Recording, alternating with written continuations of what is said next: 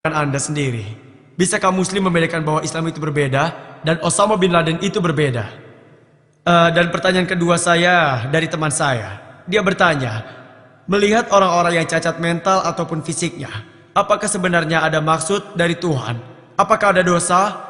Dan apa yang membuat Tuhan menciptakan orang-orang cacat itu? Apakah tujuan Tuhan sebenarnya dengan menciptakan itu? Itu saja.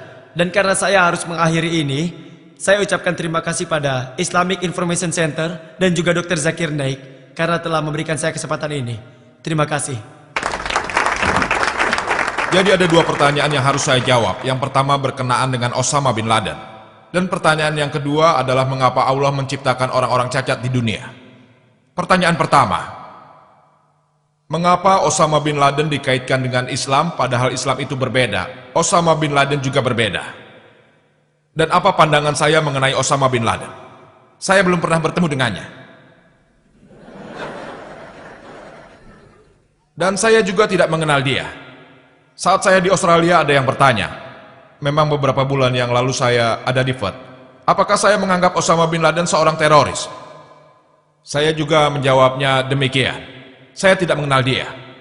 Tidak kenal dan tidak pernah bertemu. Jika Anda ingin bertanya bahwa berdasarkan berita, apakah itu yang kita lihat di BBC, CNN, atau yang lainnya? Jika saya percaya berita itu, saya katakan Osama bin Laden itu teroris.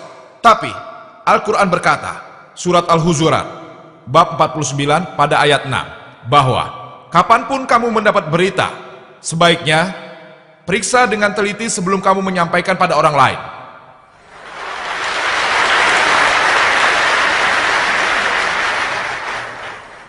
Kalau mengenai masalah Osama bin Laden, karena saya tidak bertemu dan tidak mengenalnya, saya tidak bisa menjawab berdasarkan laporan berita saja. Kecuali kalau berita itu sudah memastikan. Tapi satu hal yang pasti, dia selalu disebut sebagai tersangka utama di CNN. Tersangka utama, bahkan sekarang pun tersangka utama. Tersangka utama nomor 1, tidak ada bukti. Bukti yang ada hanya baru menurut logika manusia biasa. Bukti-bukti yang ada bukanlah bukti sama sekali. Apa buktinya? Saya ada di sini bukan untuk membela Osama karena dia bukan teman saya. Saya tidak mengenalnya. Saya tidak bisa bilang dia baik ataupun jahat. Tapi mengenai hal tersangka utama dan karena kecurigaan, mereka menyerang suatu negara yang paling sangat tidak bersenjata di dunia ini. Al-Quran berkata surat Al-Hujurat bab 49 ayat 12, jauhilah prasangka, karena sebagian prasangka itu adalah dosa. Dikatakan begitu. Dan saya pernah ditanyakan oleh wakil jenderal konsul Amerika di Perth, apakah saya menganggap Osama bin Laden itu teroris, dan siapa teroris sebenarnya? Jawaban saya muncul sebagai tajuk utama sebuah surat kabar di Perth. Tapi saya sedang berpikir apa saya perlu mengulangi jawaban ini.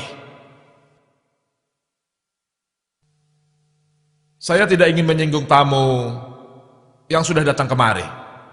Dia berkata dengan bukti siapa teroris sebenarnya. Dan saya memberitahu wakil jenderal konsul Amerika ini bahwa sejauh sepengetahuan yang saya tahu, berdasarkan laporan berita di BBC, saya tidak bisa mengatakan bahwa dia seorang teroris. Saya tidak bisa bilang dia baik, dan juga tidak bisa bilang dia jahat. Mereka semua ingin tahu pendapat saya, walaupun saya sendiri bingung untuk menjawabnya.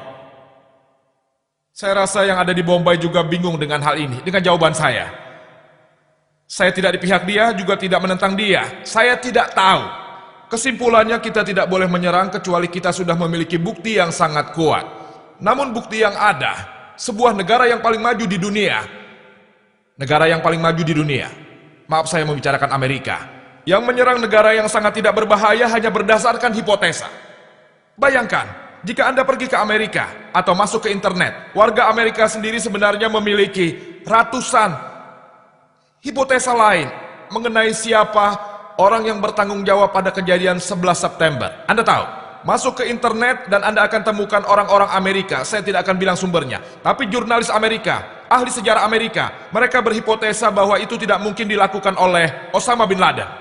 Coba saja Anda bayangkan bagaimana mungkin ia bisa begitu hebat, memiliki dana jutaan dolar. Itu tidak mungkin sama sekali. Saya tidak katakan hipotesa itu salah atau juga benar. Saya tidak tahu. Saya hanya memberi informasi kepada kalian. Saya orangnya suka berpergian dan saya juga suka melihat internet untuk mencari informasi.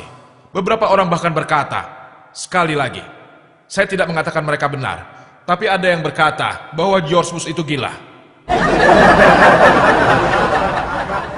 Tapi kita tidak boleh berpikir seperti itu. Saya hanya akan bilang, mungkin dia tidak berpikir dalam membuat keputusan untuk mengebom negara lain. Atau mungkin jika saya menyebut George Bush itu adalah orang hebat karena mengebom negara lain, kalian akan menyebut saya gila. Berdasarkan apa? Yang kita tahu di BBC dan CNN adalah perang teroris, perang teroris, perang teroris. Padahal apa yang kita lihat? Beberapa politikus yang demi keuntungan politiknya mengalihkan kita pada isu yang sebenarnya. Memang ada alasan yang diberikan Amerika. Mengapa ini dilakukan, untuk ini, untuk itu, tapi saya bukannya bilang mereka salah atau benar. Bukan itu maksud saya. Saya hanya memberi informasi. Apa yang mau saya katakan? Bila sebuah negara yang begitu kuat menyerang negara yang tidak mampu, tentu ini akan menjadi tajuk utama. Maaf jika saya menyinggung. Saya bilang, sudah tentu. Karena ada buktinya. Jika seseorang menyerang negeri yang tidak berdosa, walaupun seandainya hipotesanya benar, Osama bin Laden yang bertanggung jawab, bagaimana mungkin kau bisa menyerang sebuah negeri, membunuh ribuan orang hanya untuk satu orang saja? Bagaimana mungkin?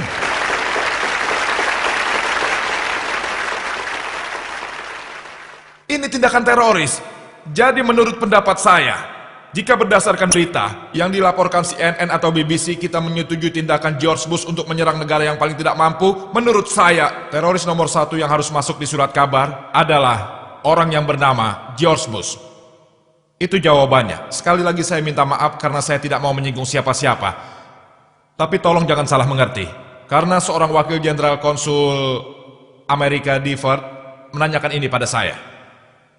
Sadarilah bahwa kita tidak bisa menyalahkan siapapun tanpa bukti. Islam berkata, jika seseorang memberi pernyataan palsu, dan jika dia diteliti lebih lanjut, dan terbukti berbohong, maka dia akan dihukum. Islam juga berkata apabila kau mendapat berita, teliti dulu sebelum kau menyampaikannya pada orang lain. Dan ini adalah salah satu penyebab utama gangguan. Tapi sebaiknya kita diskusikan ini besok saja. Salah satu penyebab utama gangguan adalah memberikan propaganda yang palsu. Dan jika kita analisa sekarang ini, yang terakhir-akhir ini, teroris nomor 1 adalah Saddam Hussein. Media membutuhkan seseorang untuk berada dalam sorotan. Seseorang agar isu itu tetap hangat. Seseorang ini selalu berasal dari sisi lain. Sadarilah ada beberapa orang yang untuk kepentingan pribadinya, mereka ingin mengalihkan perhatian kita, agar kita selalu terkecoh. Saya pribadi tidak mengenal Osama bin Laden.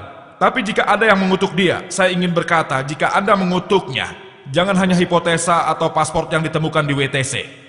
Ada artikel yang berkata, jika lain kali ditemukan baju polisi Amerika dengan paspor, tidak akan ada masalah. Apakah mungkin ada paspor yang tidak terbakar di tempat terjadinya tabrakan itu, padahal panasnya lebih dari 1000 derajat, tapi mereka menemukan paspor? Kita harus menyadari sebagai muslim bahwa sebenarnya siapapun yang mendengar tuduhan baik muslim ataupun non-muslim, sebelum kita menyetujui sebaiknya kita punya bukti. Jika tidak ada bukti, saya tidak akan setuju dan saya akan memberikan pernyataan palsu. Pertanyaan kedua, yaitu, mengapa? Apa alasannya Tuhan menciptakan orang-orang yang cacat? Ada alasannya dalam Al-Quran. Surat Al-Muluk bab 67 ayat 2. Allazi khalaqal mauta wal hayata. Allah lah yang menjadikan mati dan hidup supaya dia menguji siapa di antara kamu yang lebih baik amalnya. Pertanyaan yang Anda tanyakan, mengapa Tuhan menciptakan orang yang cacat?